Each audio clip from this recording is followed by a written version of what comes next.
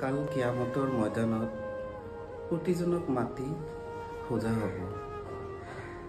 প্ৰথমতে বিলাল ৰাদিয়াল্লাহু আনহুক সোধা হ'ব, ইমান মানে কি? বিলাল ৰাদিয়াল্লাহু আনহু ক'ব, উত্তাপ্ত গৰমৰ মাজত পাথৰ বুকুত ৰাখি কৈছিলে আল্লাহক পাহৰি যোৱা।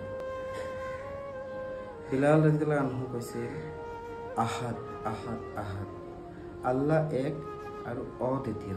খাত্তাব ৰাদিয়াল্লাহু আনহু সোধা হ'ব, ইমান মানে কি? খাত্তাব ৰাদিয়াল্লাহু আনহু কামাৰৰ পৰা গৰম লোহা আনি পিঠিত লগাই দিয়া হৈছিল। মই ভাবোঁ এইটোৱে ইমান। এবাৰ বাৰু ভাবি চাইছেনে, আমিতো নামাজে নপঢ়োঁ।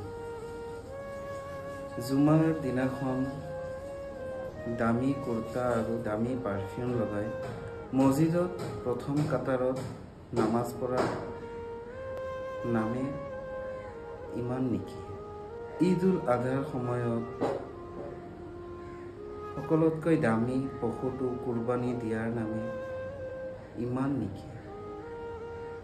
প্ৰচুৰ ধন সম্পত্তি আছে আৰু আপুনি হজ কৰিছে, সেয়াই মাথো ইমান হ'ব পাৰে নেকি? কাল কিয়ামতৰ ময়দানত, হাছৰৰ ময়দানত আমাৰ এনেকুৱা কি আমল আছে যি আমি আল্লাহৰ ওচৰত পেশ কৰোঁ? মই ভাবোঁ আমাৰ প্ৰতিজনৰে এনেকুৱা এটা গোপন আমল থকাৰ দৰকাৰ, যি আমল আল্লাহ আৰু মোৰ বাহিৰে আন কোনেও নাজানে। নহ'লে ভাই কাল কিয়ামতৰ ময়দান বহুত ভয়াৱহ হ'ব। গতিকে প্ৰত্যেকজন মানুহে সংকল্প লওক, বাচি থকালৈকে এনেকুৱা এটা আমল পেশ কৰাৰ কাৰণে, যিটো আমল মই আৰু মোৰ আল্লাহৰ বাহিৰে আন কোনেও নাজানে, আৰু সেই আমলৰ বৰকতত যেন আমি জান্নাতত যাব পাৰোঁ।